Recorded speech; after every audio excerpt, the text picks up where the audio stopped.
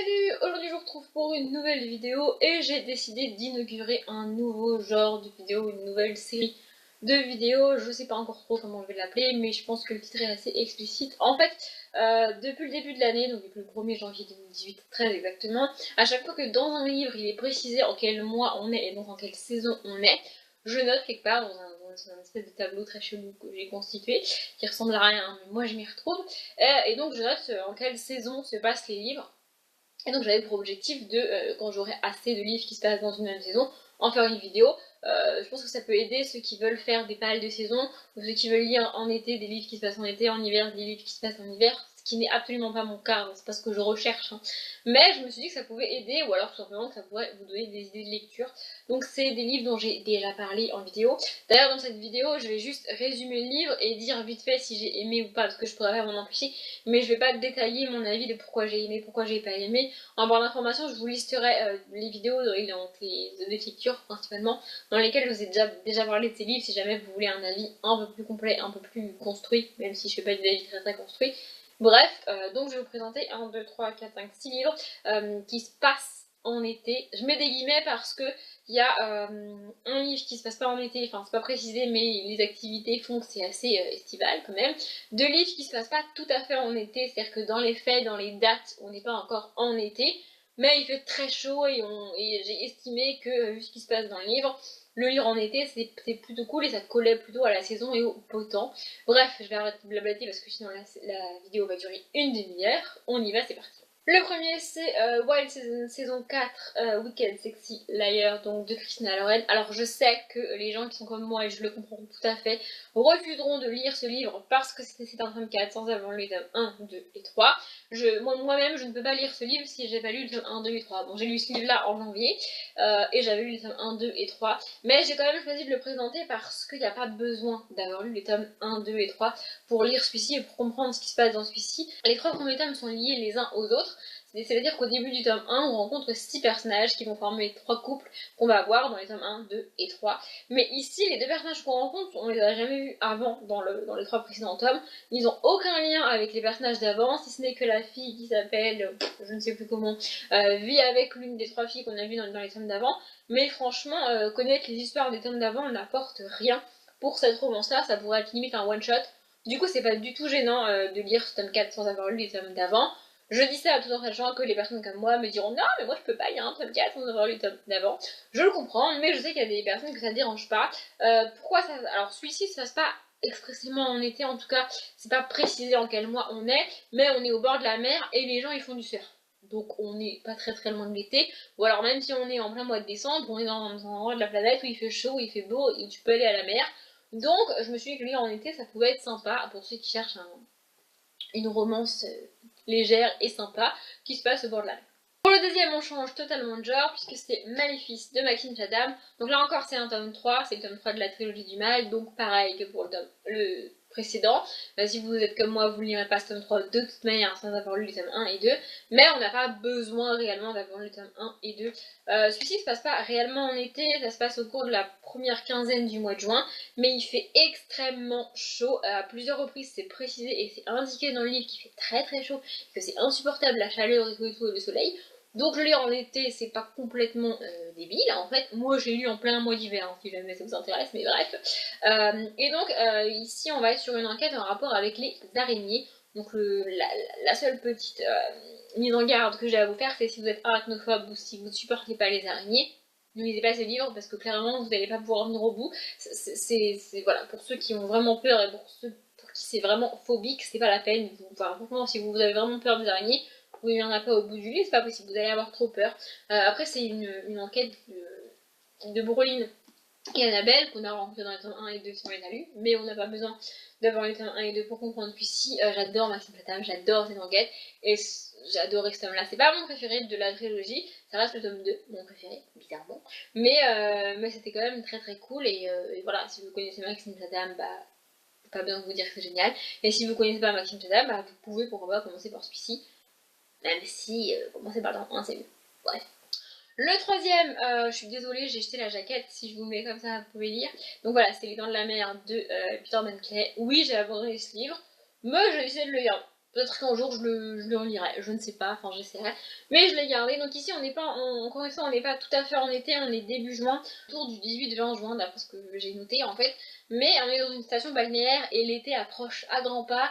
On est presque en été et le côté station balnéaire, le côté gens qui sont en vacances et préparation de la saison, en fait, je pense que pour le lire en été c'est mieux. Enfin c'est mieux. C'est en rapport avec la saison. J'ai pas franchement aimé ce livre parce que je m'attendais vraiment à ce qu'on parle de requins et de requins qui mangent des gens. C'est le cas, mais pas tout à fait. Et du coup, je me suis ennuyée. Il y a aussi un petit côté sexiste qui m'a franchement saoulée par rapport au personnage, si ce n'est par rapport à l'auteur. Donc voilà, ça reste un classique. Je vous oblige pas à le lire en été, je vous précise juste ce qui se passe dans une station balnéaire et que pour l'été, c'est pareil du tout. On arrive enfin dans les livres qui se passent réellement en été. Il est temps, on est à la moitié de la vidéo. Le quatrième, c'est Hot in Chicago. Cette fois-ci, c'est un tome 1, donc Jouer avec le feu de Kate Miller. Je l'ai lu il n'y a pas très longtemps, celui-ci. C'est une romance. J'ai vraiment beaucoup aimé. On a un personnage féminin qui se laisse pas bouffer, ce qui est très bien en romance, n'est-ce pas? Et ça se passe. Alors, je crois qu'il démarre un petit peu avant l'été proprement parlé, mais l'histoire se développe vraiment le 4 juillet, donc la fête nationale américaine. Et donc voilà, l'histoire à partir du 4 juillet démarre réellement, donc on est en mois de juillet-août. Je crois qu'on va jusqu'au début septembre, mais on reste en été. Et comme c'est une romance, pour l'été c'est sympa. Et puis le titre, Jouer avec le feu, ça vous promet qu'il fait très chaud. Et il fait très chaud, parce qu'on est en été, hein, évidemment. Voilà, c'est une romance que j'ai vraiment beaucoup aimé. Je m'attendais pas à grand chose. Et franchement, j'ai vraiment bien aimé. Donc voilà, une romance qui se passe en été, pour lire en été, c'est sympa.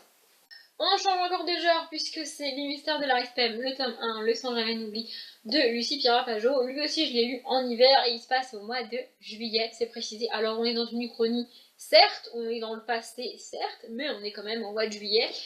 C'est de l'uchronie steampunk, fantasy, fantastique, je sais pas trop dans quelle catégorie le mettre. Je crois que uchronie steampunk c'est sûr. En vrai, du coup, je dirais que c'est de la fantasy et pas du fantastique. C'est de la jeunesse, on va suivre principalement deux héroïnes et un personnage masculin qui est un petit peu en retrait mais qui est aussi important pour l'histoire. Et donc voilà, dans ce tome 1, on va principalement découvrir le monde, comment ça se passe. On a une héroïne qui cherche un job en fait et on a des espèces de petits attentats qui sont mis en place et on essaie de capter c'est quoi ce délire. Il y a tout un délire au niveau du sang et du pouvoir du sang. J'ai vraiment beaucoup aimé. J'ai toujours pas lu le tome 2, d'ailleurs j'ai toujours pas acheté, mais c'est prévu pour un jour. Mais franchement j'ai adoré. Il a reçu le prix Gallimard, le même prix que a reçu La Passe-Noire de Christelle Labose. Donc si vous l'avez pas encore lu, moi je vous le conseille. Pour les jeunes c'est vraiment cool, et pour les adultes aussi on a le droit de lire de la jeunesse, hein, c'est pas réservé aux jeunes, on fait qu'on veut. Voilà, enfin ça se passe en juillet, donc pour l'été, si vous cherchez un livre qui se passe en été, c'est toujours sympa. Mais franchement, ça se lit bien et c'est pas une fantaisie prise de tête, c'est une fantaisie jeunesse et vraiment cool. Donc je vous la conseille si vous l'avez pas encore lu. Pour le dernier, je suis désolée, comme pour les Dents de la Mer, j'ai retiré la jaquette, j'aime pas les jaquettes. Mais c'est Dragon Rouge de Thomas Harris, donc c'est le tome 1 d'Hannibal Lecter. Ça se passe au mois de juillet et d'août. En fait, les meurtres commis dans ce livre-là sont faits en rapport avec la pleine lune. Du coup, il se passe beaucoup de temps, mais on est principalement sur juillet-août, donc en plein été. Donc voilà. On va y suivre Gareth et Graham, je crois qu'ils s'appellent comme ça les deux enquêteurs. L'un est légiste, l'autre est enquêteur, si je me rappelle bien. En fait, il y a des familles entières qui se font tuer dans ce livre-là. On est sur un thriller policier, on ne l'a pas dit, mais bon. Donc il y a des familles entières qui se font tuer et l'enquêteur fait appel aux légistes parce qu'ils ont déjà travaillé ensemble pour enquêter là-dessus et savoir qu'est-ce qui se passe et qui fait ça et c'est quoi ce bordel. Et ils font plus ou moins appel à Hannibal Lecter pour les aider. En fait, ce qui m'avait perturbé, c'est que moi, je m'attendais à avoir l'enquête sur Hannibal Lecter, sur les crimes commis par Hannibal Lecter et l'arrestation à la fin d'Hannibal Lecter. Et c'est pas le cas. On démarre le livre, Hannibal Lecter est déjà dans son hôpital psychiatrique, il a déjà été arrêté. Et donc, on a une autre enquête. Du coup, ça m'a franchement perturbée. Mais j'ai bien aimé. Depuis, j'ai essayé de lire le tome 2 que j'ai abandonné. Je ne désespère pas un jour de le reprendre et de le terminer. Mais pour l'instant, je l'ai abandonné le tome 2. Il n'empêche que celui-ci, j'en suis venue à bout. J'ai vraiment beaucoup aimé. La fin m'a beaucoup surprise. Vraiment, la toute fin pour ceux qui l'ont lu. Mais j'ai vraiment beaucoup aimé. Je m'attendais pas à apprécier autant. J'ai été un peu perturbée parce qu'on, dans la deuxième moitié du livre, on est plus dans la tête du psychopathe qu'avec les enquêteurs et c'est pas ce que j'aime. Mais j'ai quand même bien aimé. C'est pour ça que d'ailleurs que j'avais lu le tome 2.